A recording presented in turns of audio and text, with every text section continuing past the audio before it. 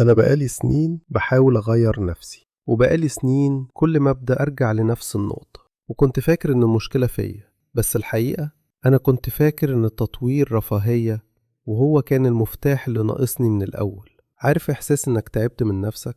إنك كل شوية تقول أنا هتغير، وبعدين تلاقي نفسك بتلف في نفس الدايرة، نفس العادات، نفس الطريقة، نفس الشخص. كل مرة تبدأ بحماس وبعدين تقع. الموضوع بيبقى محبط لدرجة إنك تكره تبدأ تاني أصلا. بس أنا اكتشفت حاجة، المشكلة مش إنك ما بتحاولش، المشكلة إنك بتبدأ من نص. طب لو كده نبدأ منين؟ وليه أصلا لازم نبدأ بالتطوير؟ الناس فاكرة إن تطوير الذات يعني كورسات، كتب، فيديوهات، بس هو أعمق من كده بكتير. تطوير الذات هو إنك تعرف نفسك قبل ما الدنيا تبلعك، هو إنك تخلق مساحة بينك وبين الضوضاء اللي حواليك. ليه؟ عشان لو ما طورتش نفسك هتتطور غصب عنك، بس على مزاج الظروف مش مزاجك. اللي مش بيشتغل على نفسه بيتشكل على حسب اللي حواليه، وده أخطر من الفشل. طيب نبدأ إزاي؟ وإيه مراحل التغيير اللي فعلا بتحصل؟ أول مرحلة الوجع.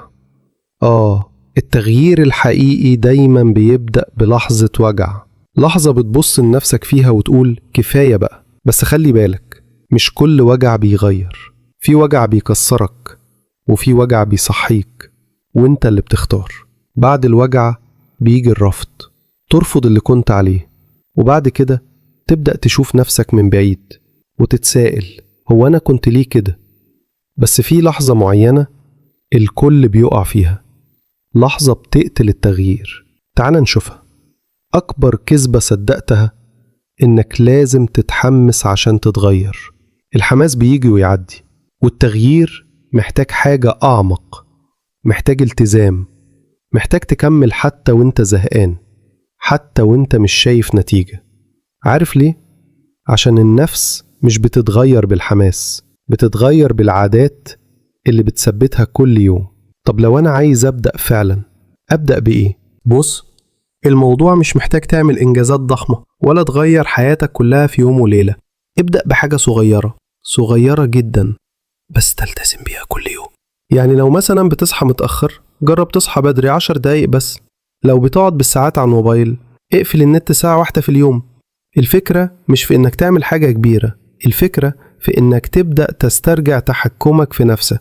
كل عادة بسيطة بتلتزم بيها حتى لو كانت صغيرة هي رسالة لعقلك إنك مسيطر وإنك بتتحرك لقدام. وده هو سر النجاح اللي الناس مش بتشوفه. بس السؤال اللي لازم تسأله لنفسك دلوقتي، انت ناوي تكمل ولا هتسيبها زي كل مرة؟ بصراحة انت مش فاشل، انت بس كنت دايما بتبدأ من المكان الغلط. كل مرة وقعت كانت بتقولك ارجع، بس ابدأ صح المرة دي. تطوير الذات مش موضة ولا رفاهية، ده ضروري لو عايز تعيش بجد، تفهم نفسك وتنجح في أي حاجة. وصدقني لو ما بدأتش دلوقتي هتفضل تلف في نفس الدايرة، لكن أول ما تاخد خطوة حتى لو صغيرة هتلاقي الدنيا بتتغير واحدة واحدة. السؤال الحقيقي هو هتبدأ إمتى وهتبدأ بإيه؟ أنا عن نفسي بدأت، وإنتي؟